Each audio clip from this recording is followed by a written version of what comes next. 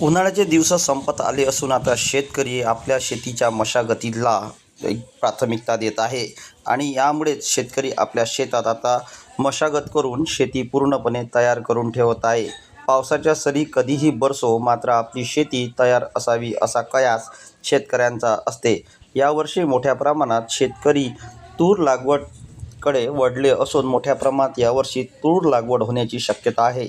इतर पिकांच्या तुलनेत पाहता तुरीचं पीक हे अत्यंत कमी खर्चात अधिक उत्पन्न देणारं असून यामुळे शेतकऱ्यांची आता पसंती तुरीकडे वळलेली आहे. इतर पिकाच्या तुलनेत हे महत्त्वपूर्ण पीक ठरत असून शेतकरी आता बेडवर हे तूर लावण्यास सुरुवात करणार आहे.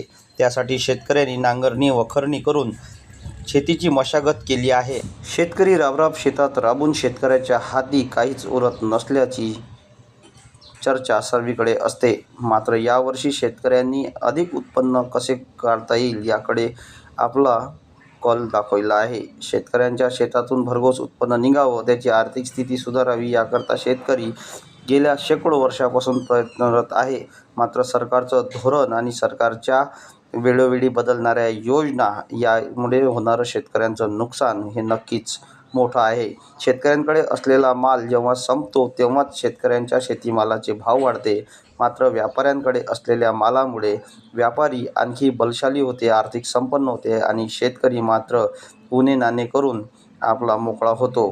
त्यामुळे शेतकऱ्यांवर मोठ्या प्रमाणात आर्थिक संकट ओढवत आहे. शेतकऱ्यांची परिस्थिती सुधारण्यासाठी शेतकऱ्यांना उत्पन्नावर आधारित भाव मिळाला पाहिजे, तरच शेतकऱ्यांना शेती परवडेल. अन्यथा शेती हा दुय्यम व्यवसाय म्हणून गणला जाईल. कृषीप्रधान देशात शेतीला महत्त्व असून शेतकऱ्यांना मात्र बेहाल होत असल्याचं दिसून येत आहे.